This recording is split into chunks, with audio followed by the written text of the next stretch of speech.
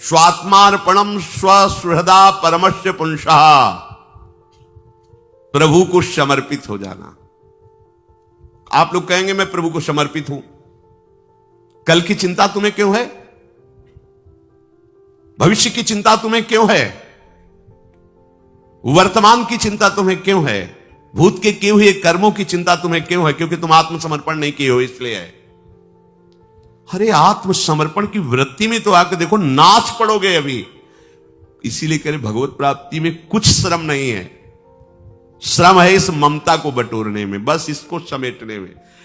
एकदम भगवत प्राप्त अभी हो आप समझो आपको कुछ नहीं प्राप्त करना, कुछ नहीं प्राप्त करना। आपको समझ में मतलब वो नहीं आएगी बात जो हम कह रहे हैं। आपका स्वरूप ही भगवत स्वरूप है।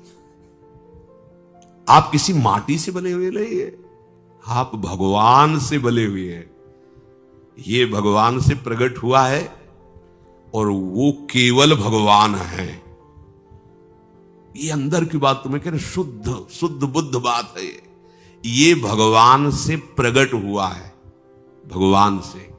ये जो पंचभूत है ना, ये भगवान से प्रकट हुए हैं और ये भगवान ही है, भगवान से प्रकट नहीं हुआ है। अंश जानते हो? अंश शब्द भुलावा है। भुलावा, भूलने वाला शब्द है अंश। अंश नहीं है। वही महाराज बैठे हैं, वही आए। जैसे एक कांच के मंदिर में बहुत से अपने रूप दिखाई दे तो छोटा बालक नहीं समझता कि अपना ही रूप है, ऐसे सच्ची मानना। वही बैठे खेल रहे हैं, आप हो ही नहीं। आप अपने को भ्रम में फांस लिए हो। आपकी सत्ता तब तक अलग है जब तक आप अपने को शरीर मान रहे हैं तक। नहीं तो जो ही ये हटाओगे वहां मुस्कुराते हुए केवल लाल जो है आप है। ब्रह्म नहीं, माया नहीं, नहीं जीव। अगर हम आपको ये ना सुनावे तो आपको लगे क्या बोल रहे हैं। ब्रह्म नहीं, माया नहीं, नहीं जीव, नहीं काल। क्यों? क्योंकि जो हम अपनी सुधि बनाए हुए थे ना, शरीर और आगे सब, अब गई तो बचा कौन? एक रहे हो नंदलाल। अब ये पूर्णता है। ये स्वात्मार्पणम स्वसुहृदा परमस्य पुंसः। लाली मेरे लाल की जित देखूं तित लाल, और लाली देखन मैं गई मैं भी हो गई। ये बात, हाँ ये बात। लाली मेरे लाल की जित देखूं तित लाल, और लाली देखन मैं गई तो मैं भी हो गई। ये खास बात है। आए ना, मैं भी हो गई।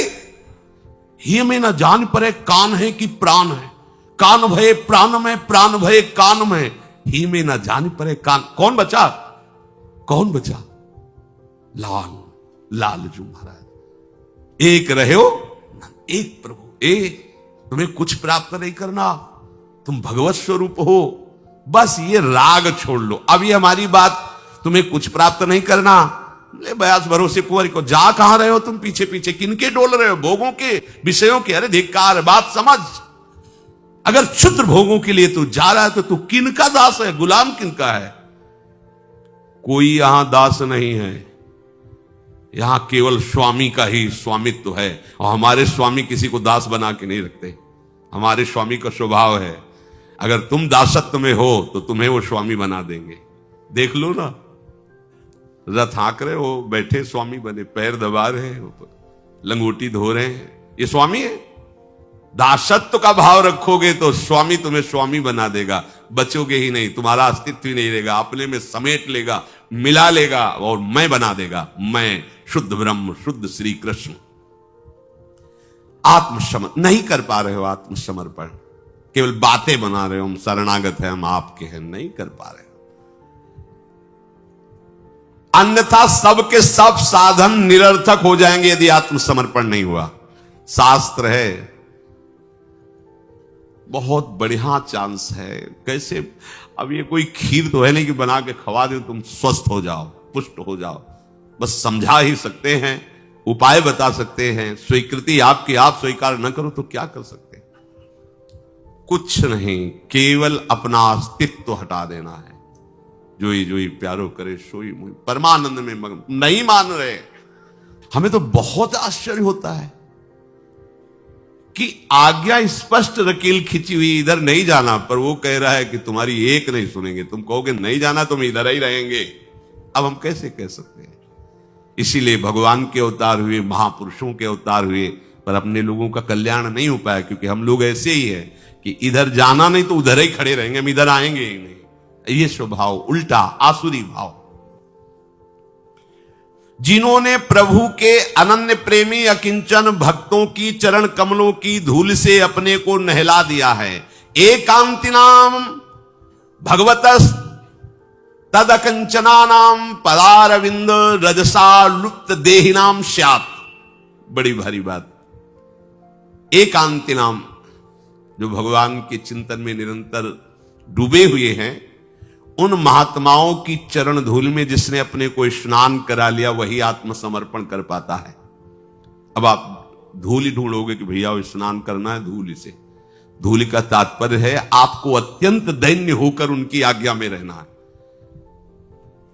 देखो, हम जो बात कह रहे हैं उसको अंतर से समझो। धूलि का तात्पर्य लौट जाना नहीं कि अभी लौट गए तो तुम्हारा आत्मसमर्पण हो जाएगा। धूलि का तात्पर्य कि चरण धूलि मतलब चरणों के एकदम नीचे है वो। चरण धूलि चरण पड़ने पर नीचे ही तो रहती ना। अर्थात तुम इतने दैन्य हो जाओ कि उनके चरण तलवे हो।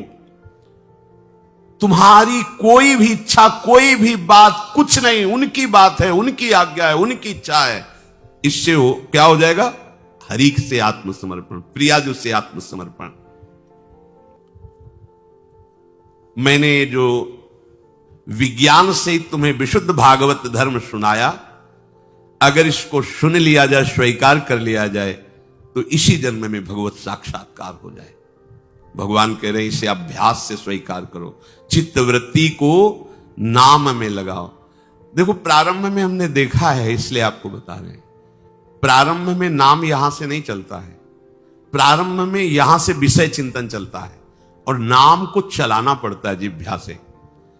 अब चूंकि अपने लोगों को महापुरुषों का संग प्रारंभ से ही मिला, ऐसे भजनानंदी, तो ऐसे संस्कार डाल दिए कि जीवन का लक्ष्य ही एक बन गया कि केवल भजन ही करना है। जो पहले, सबसे पहले गुरुदेव भगवान संन्यास में मिले, पूज्य स्वामी श्री गणेशाश्रम जी महाराज, तो वो बड़ा दुलार करके ही कहते कि बच्चा, अगर साधु बनने के लिए आए तो एक ही बात केवल है, हर समय भजन चलना चाहिए। और आप भी वो लंबी वाली गौमुखी लेकर के हर समय एक बार केवल फलाहार पाते थे। संतों का बड़ा नियम होता है, और फलाहार में वहां सेव संतरा अंगूर मिलते नहीं थे देहात के, तो वहां कोई आलू उबाल, और उनका नियम था जैसे मिट्टी का पात्र या नारियल का पात्र ऐसे किया, और आपने पूछा स्वामी जी डाल दें, पात्र उल्टा कर दिया, नहीं। अगर पात्र से रखा है आप डालते चले जाएं, जितना डाल दें, 2 किलो 4 किलो जो भी डाल दें, पा लेंगे। एक डाला आलू डाली, गुड़ स्वामी जी और डाल दे, बस हटा लेंगे, पूछेंगे नहीं, कभी कहेंगे नहीं कि भिक्षा पालो। बिल्कुल हर समय शांत। कोई ले आए कि स्वामी जी भिक्षा, पात्र रख दिया, तो स्वामी जी डाले, पात्र पलट गया। एक बार 24 घंटे मिले। हर समय भजन प्राण, उनके चरणों में ही लौटने को मिलता, उन्हें वहीं रहने को। बस उठ बच्चा, रात के 2 बजे, उन्हीं की कृपा से संस्कार बने। भले बीमार रहे, भले कैसी परिस्थिति, 2 बजे खत्म। नींद का कोई आवेश नहीं, प्रमाद की कोई गुंजाइश नहीं, पूरा जीवन हो गया उन्हीं की कृपा से। 2 बजे उठ बच्चा, ले माला, बैठ जा, नाम जप कर। और बच्चा, जब तक आराध्य देव की झलक ना मिले तब तक नाम जप सार्थक नहीं माना जाता। नाम जप करते करते आराध्य देव झलकने लगे, तब माना जाता है नाम जप सार्थक हुआ। पूज्य श्री सदगुरुदेव हुआ ने जब निज मंत्र दिया, कुछ दिन बाद पूछा निज मंत्र कहां से चलता है? यहां से चलने लगा। महाराज जी, यहां का तो अभी अनुभव नहीं किया, अभी तो आज्ञा चक्र में ऐसा लगता है कि राउंड घूम रहा है आज्ञा चक्र। यहां से, यहां का तात्पर्य होता है एकदम मानसिक, शांत बेटे, हृदय से चल रहा है। अब भजन करना थोड़ी है, वो तो चल रहा है। अब आज ही आप शुरू कर दो कि हृदय में, तो 1 मिनट के बाद वो भगा देगा, संसार में घूमते रहोगे, कुछ नहीं हाथ लगेगा। प्रारंभ जवान से करो, ओठ बंद और निरंतर अभ्यास। बहुत बढ़िया अवसर है। मंत्र न चले नाम चला लो, नाम न चले तो चतुरासी जी गुनगुनाने लगो। बिल्कुल अवसर मत दो, जैसे दुश्मन नीचे गिर पड़ा है आप ऊपर चढ़े हो, अब उसको ऊपर आने का अवसर मत दो।